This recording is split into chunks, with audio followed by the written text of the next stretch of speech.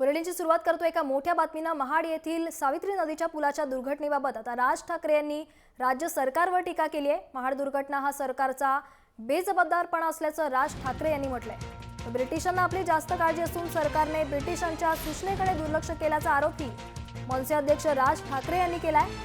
ब्रिटिशांनी हा पूल काढायला सांगितला होता असंही यावेळी राज ठाकरे म्हणाले।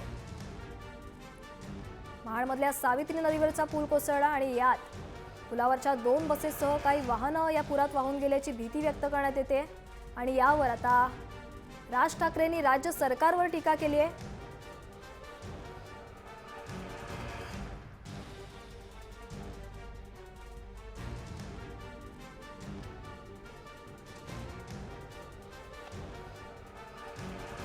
तर महाड दुर्घटना हा सरकारचा बेजबाबदारपणा असल्याचं राज ठाकरे यांनी म्हटलंय।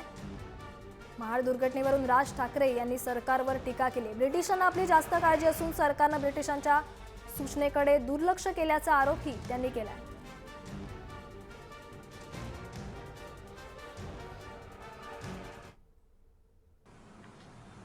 म्हणजे ज्यांनी बांधला त्यांना तुमची काळजी आहे।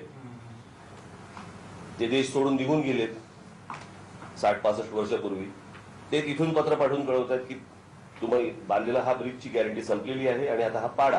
आणि त्याच्यावरती जर समजा तिथले राज्य सरकारची लोक जर समजा सांगत असेल की नाही नाही ठीकठाक आहे आणि त्याच्यानंतर हा पडतो, म्हणजे ही संपूर्णपणे बेजबाबदारपणा आहे, दुसरं काय आहे।